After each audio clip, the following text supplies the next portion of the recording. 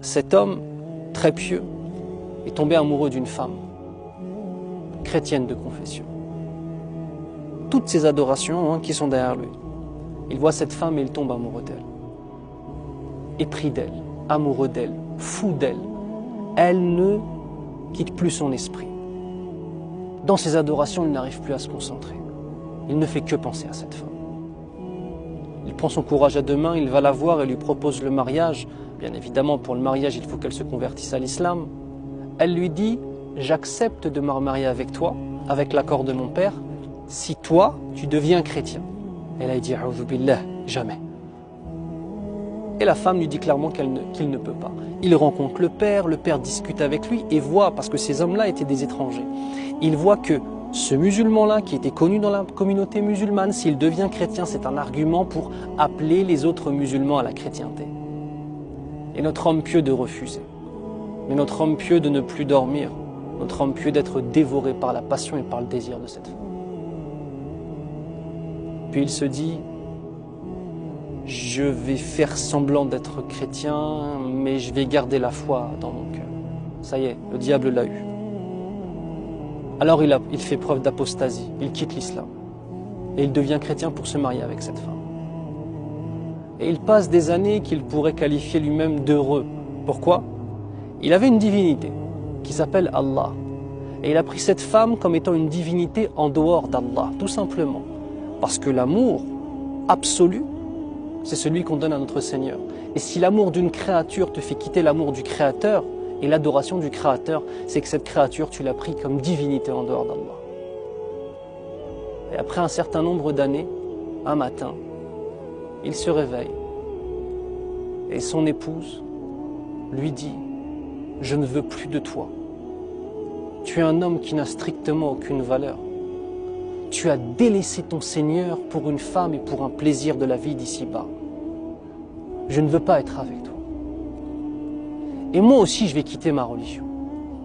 Mais je ne vais pas quitter ma religion pour aller vers la religion du faux. Je vais quitter ma religion pour aller vers l'islam. » Et elle lui dit « Bismillahirrahmanirrahim.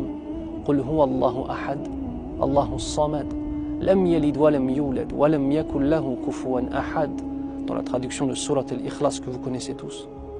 Dit, c'est Allah le Seigneur unique. L'unique. Le Seigneur absolu. Celui qui n'a pas engendré et qui n'a pas été engendré.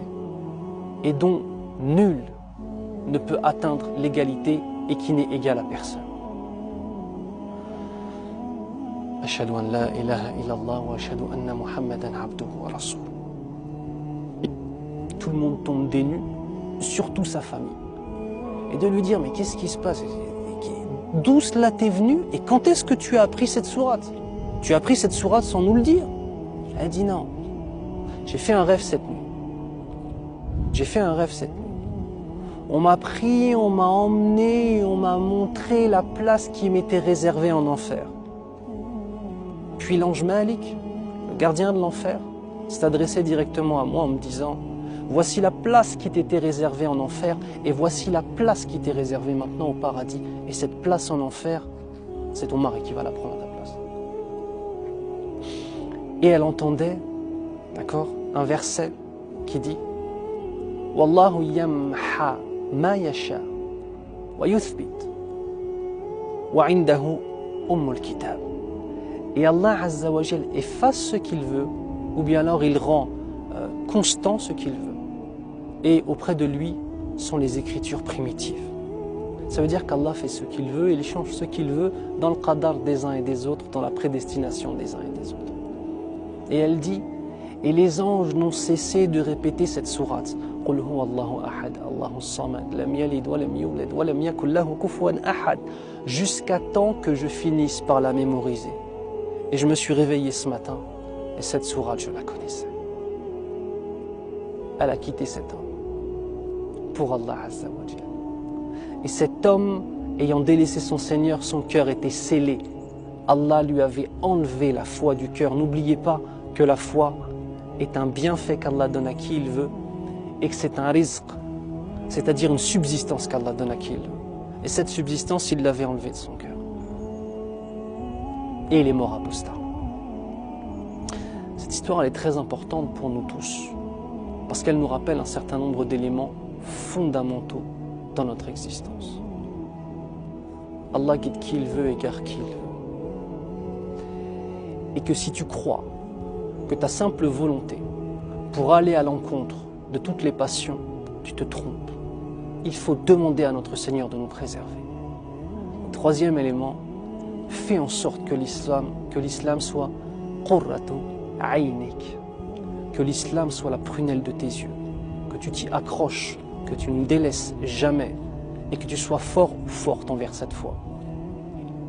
On est attaqué de toutes parts vis-à-vis de notre foi, de toutes parts, de l'extérieur, de l'intérieur, dans nos familles, à l'extérieur de nos familles, dans le monde, dans le... Subhanallah, accroche-toi, sois fort et sois forte, et c'est ça l'action. Accroche-toi, sois fort, sois forte. Et rappelle-toi toujours du fait qu'Allah Azza wa Jal t'aime et qu'il t'a honoré par l'islam. Et que si Allah Azza wa Jal t'a honoré par l'islam, tu te dois d'être une personne honorable. Et qu'Allah t'a donné le plus beau cadeau qu'on puisse s'imaginer, cette foi musulmane. Soyons-en dignes, accrochons-nous à cette foi. Soyons des hommes et des femmes min ibadillahi salihin, parmi les adorateurs d'Allah Azza wa Jal pieux.